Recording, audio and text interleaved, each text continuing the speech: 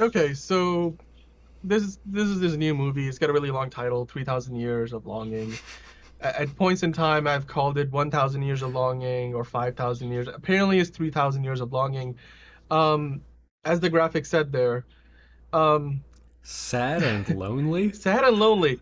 Now, here's the thing. I have not seen this movie, so this is the more that graphic is more a reflection of maybe what you thought about the movie because you did go see it. You even Yeah. talked about it on Instagram a little bit earlier this week. So I'm gonna put up a spoiler warning here, maybe a language warning in case we get into anything explicit. But Andrew, what did you think about the movie? Um, Bottom line, I didn't like it, but not because not because I didn't try. There the storytelling was pretty lackluster. I mean, we've said this already a couple times today. It was all tell with additional show, and the things that they did show was not really. I mean, they were pretty. There were a lot of pretty graphics, um, and there was some really beautiful language in it. However, um, it's so much narration. It's so much, this is what happened, then this is what happened, then this is what happened, then this is what happened. And the visuals aren't adding much. And like I said before, it may as well have been a podcast at that rate because the visuals, while striking, they don't really add much to the story. I will say there was an inventive and creative use of CGI in a number of places. Um, but ultimately, this is something that would have been better as some kind of anthology series, um, where it's broken up into chapters of the different love affairs of this genie's life, and the metaphor here is really like, you know, a romantic relationship between Tilda Swinton and Idris Elba, which comes out of nowhere because she seems to have no interest in romance at all. And then one scene goes, "Well, actually, I do. I would really like to be intimate with you." And it's like, "Oh, why? You seemed totally reluctant just a minute ago." Idris Elba has a bad accent in it. It would have been a lot better if he just spoke with his normal speaking voice, but you know. And then, go ahead, I was go just ahead, gonna because I okay. could rant forever. Yeah, I was gonna pose this one question. So the key thing that I learned about this movie before, you know, um, this week was this is a film that sort of takes the genie concept and kind of tries to do something unique with it, which the gist of what I knew about this movie was this Jin character comes to Tilda Swinton's so Idris Elba's Jin comes to Tilda Swinton's character, says, Mm-hmm. hey, I've got three wishes for you, set me free at the end, with the last wish. but but then she decides to do something different. I thought the implication was she falls in love with him, but a lot of what you're saying seems to be it seems to be leaning towards like she's almost extorting him, or like what, explain to me like Well, what's going on it's in the like relationship with these two characters. for the first two-thirds of the movie, it's I don't want to make any wishes because genies are tricksters. It's I don't trust you, I don't trust you. It's this really the whole thing sort of plays out as a narrative, as a meta narrative of I'm a woman and I don't trust you. You're a man and you're a trickster, and why should I fall for? I don't want you. I don't want you. And yet, all of a sudden, she's so attracted to him that she decides that she would like to have him for herself forever. Her first wish: be in love with me.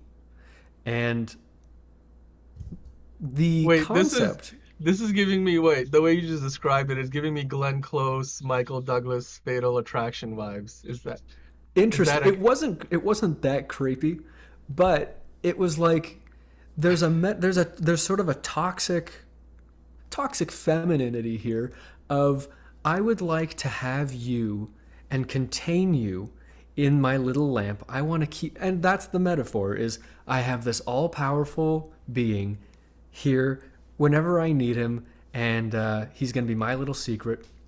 He'll be there when I come home, and I'm just going to contain him. And he gets sick, and he turns to stone, and he becomes clear like, he really can't stay here.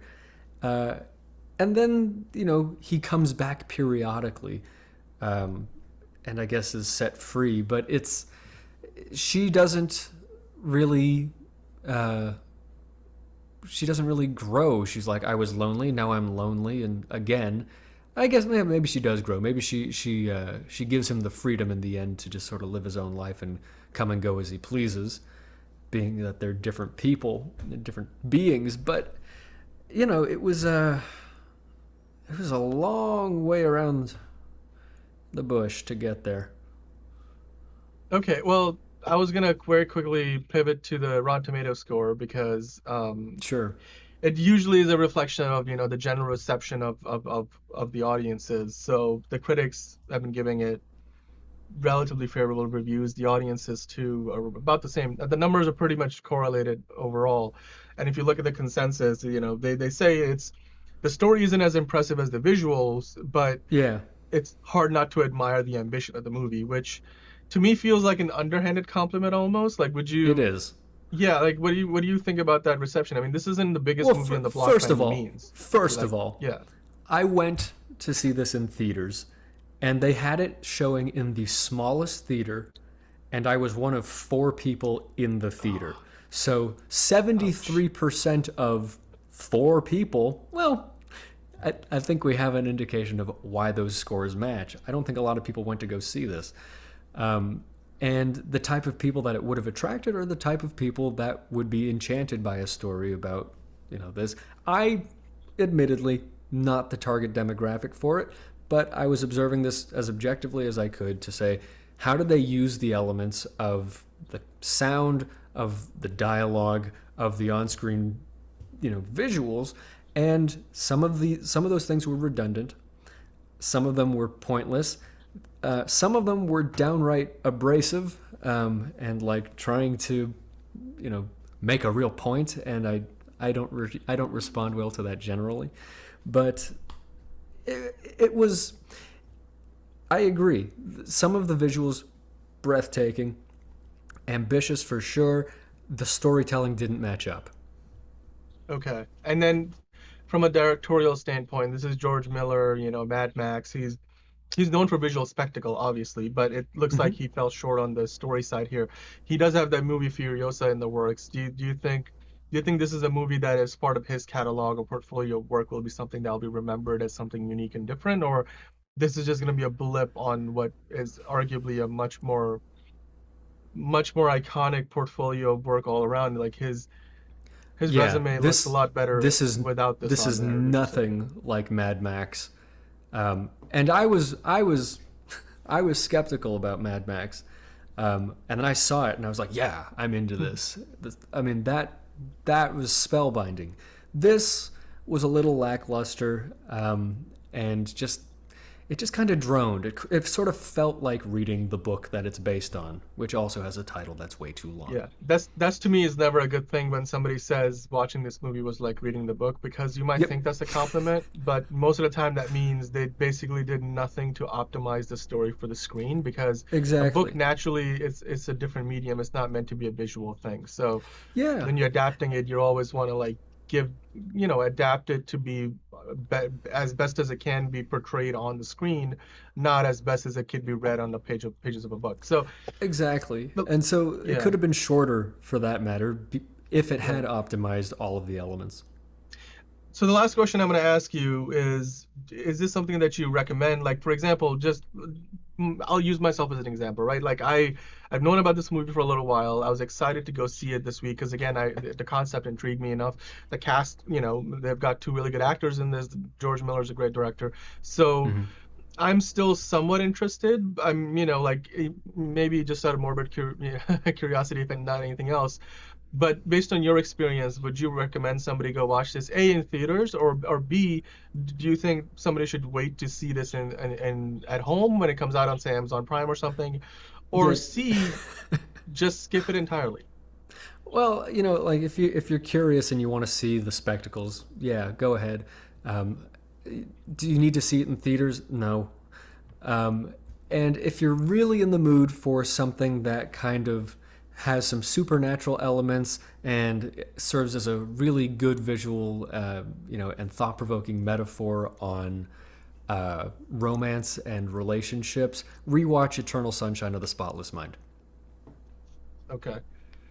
All right. Well, I mean, with that in mind, yeah, if you guys have watched the movie, let us know what you think. You can follow us on social. Andrew did a fantastic out of theater reaction for this when right out of theater a couple of days ago. You can check it out on Instagram. We are at Oh So Curious on Instagram. Of course, if you liked the video, hit the like button below, hit the subscribe button. We review new movies every week. This happened to be the new one that we wanted to touch upon this week. Next week, I'm sure there's something else that's coming out. We'll be touching upon Black Adam, Black Panther, Avatar, all of those movies. Who knows? We may do a second review of Top Gun Maverick because clearly it's still making plenty of money at the box office. So See how it compares watching it on Netflix. Or well, yes, actually, where is it streaming now? it's Is it's it on it's everything? nowhere on a streaming service yet. You can still well, you can buy it on digital, Hmm. rent it on digital, or you can go and watch it in theaters. Still in theaters. It's still in IMAX at my local theater. You can Wow. there's that's I think that's about a testament to what else is out there or the lack of what else is out. There's no other good movies out there taking up IMAX screen space, so they're like put Top Gun Maverick back up there, and it's Yeah. making money. So Wow. yeah, it's insane. It's insane. It's like 3 months in, and it's on digital. People can watch it at home, and it's breaking records on digital sales. Yet it's in theaters, and people are going to watch it there. So That's absolutely nuts.